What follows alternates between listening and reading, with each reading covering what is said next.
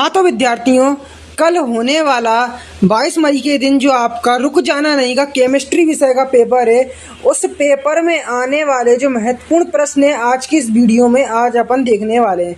यदि आप इस चैनल से जुड़े आते हैं तो यहाँ पर जो आपकी रुक जाना नहीं परीक्षा है उसमें मैं पूरी तरह से कोशिश करूँगा कि यहाँ पर हमारे चैनल के माध्यम से विद्यार्थी पास हो जाएं, क्योंकि उनका साल बर्बाद नहीं हो, उनका साल जो है वह बहुत ही ज़्यादा कीमती है। तो इसी बात को ध्यान में रखते हुए मैं बहुत ही ज़्यादा यहाँ पर सीरियस हूँ विद्यार्थियों को पास कराने को लेकर। तो जो महत्वपूर्ण प्रश्न है, सबसे पहला जो पेपर के लिए बताना चाहूँगा कि देखो कई सारे इसमें प्रश्न देखने को मिलेंगे, पर जो बहुत ही ज़्यादा इम्पोर्टेंट क्वेश्चन है, क्योंकि समय कम है इसी को देखते हुए मैं ऐसे प्रश्न यहाँ पर आपको टिक लगवाने वाला हूँ और याद करवाने वाला हूँ जिसकी आने की बहुत ज़्यादा चांसेस पेपर में रहेंगे। देखो बहुत सारे क्वेश्चन है, पर मैं यहाँ पर जो बहुत ही ज़्यादा मेरे को इम्पोर्टेंट क्वेश्चन लग रहा है वो आप सबसे पहले यहाँ पर देखें।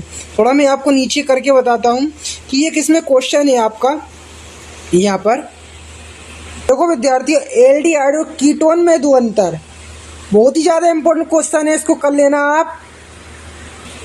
तो सबसे पहले मैं आपको एक ही बात कहना चाहूँगा कि जो 2 अंक वाले प्रश्न है ना, 2 अंक वाले अगर आप तैयारी कर रहे हैं तो 2 अंक वाले सबसे पहले प्रश्न आप देख लें। तो देखो 2 अंक के लिए देखो अणुसंख्यक गुणधर्म तैयार कर लेना, जो कि पेपर में आपको 2 अंक वाले पूछे जाने वाले हैं ना। वो सबसे पहले मैं बता देता हूँ कि अणुसंख्यक गुणधर्म क्या है, स्थिर क्वाथी मिश्रण किसे कहते हैं, मोलर चालकता की परिभाषा लिखना है। तो ये करना चाहो तो कर सकते हो, वैसे ये इतने कोई खास इंपॉर्टेंट नहीं है। अगर आप 2 अंक वाले तैयारी कर रहे हो ना तो इनको एक बार आप पढ़ लेना। अब देखो, निम्न उपसंयोजी यौगिकों के IUPAC नाम, पोटेशियम टेट्रा साइनो निकलेट और tetra amine di aqua cobalt.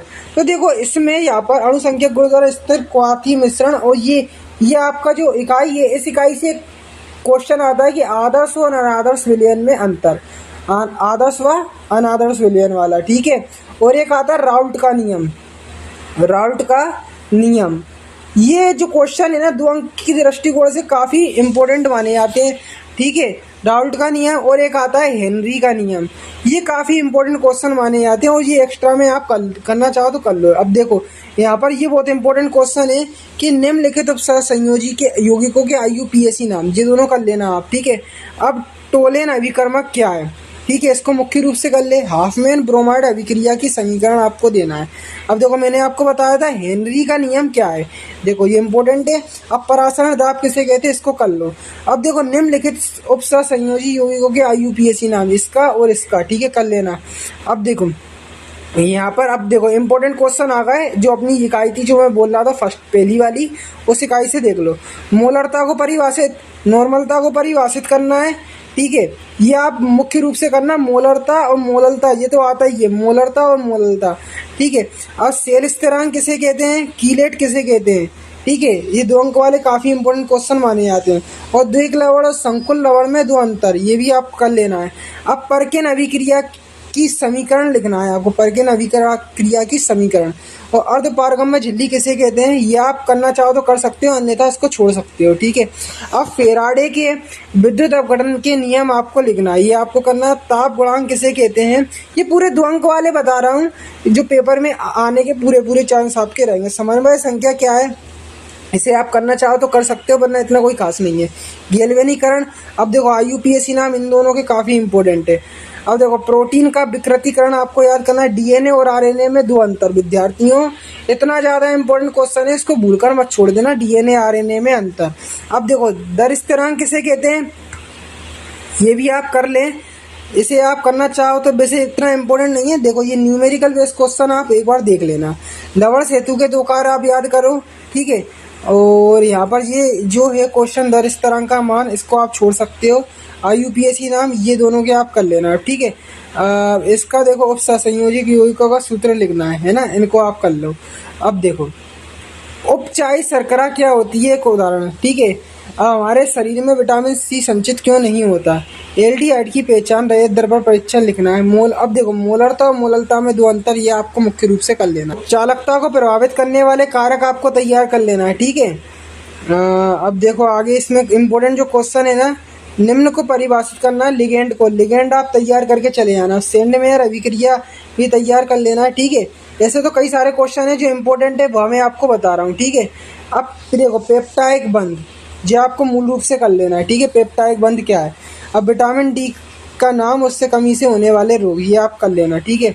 अब देखो विशिष्ट चालकता की परिभाषा भी आप करके जाना है, ठीक है। अब देखो ये आते हैं ऐसे क्वेश्चन, ये अनुचुंबकीय, ये प्रतिचुंबकीय है, क्यों? ये वाले आप क्वेश्चन जरूर तैयार करके जाएं ऐसे। अब देखो यहाँ पर कई सारे क्वेश्चन है, पर जो इम्पोर्टेंट है देखो मैं बता रहा हूँ। परकिन अभिक्रिया को आपको याद करके जाना है, ठीक है।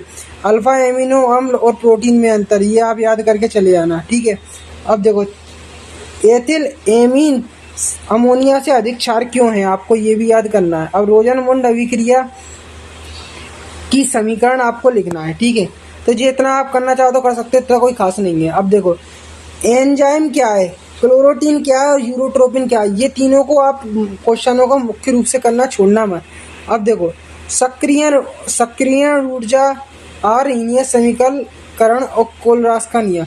तो सक्रिय ऊर्जा छोड़ सकते हो और ऋणीय समीकरण काफ़ी इंपॉर्टेंट है, कोलरास का नियम भी इम्पोर्टेंट है। अगर आप सक्रिय ऊर्जा टाइम है तो इसको भी आप कर लेना, तीनों को ही कर लेना, ठीक है।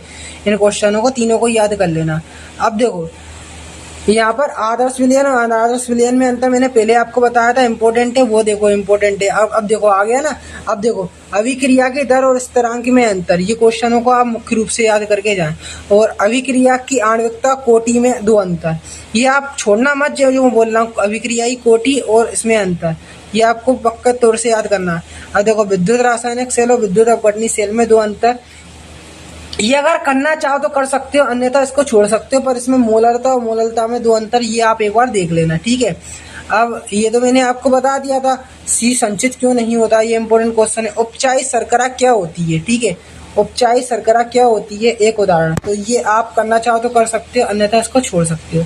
तो देखो जो 2 अंक वाले क्वेश्चन थे ना, वो मैंने आपको पूरे पेपर के लिए इम्पोर्टेंट बता दिए। अब देखो अपन बात करेंगे कौन से क्वेश्चन की अगली वीडियो में, कौन से 3 अंक वाले, कौन से 3 अंक वाले। देखो ये 3 अंक वाले हैं, नेक्स्ट वीडियो आएगी 3 अंक वाले के लिए। तो इसलिए चैनल को सब्सक्राइब कर लो, बेल आइकन को प्रेस कर ले, जिससे नेक्स्ट वीडियो ठीक आपके मोबाइल तक पहुंचे।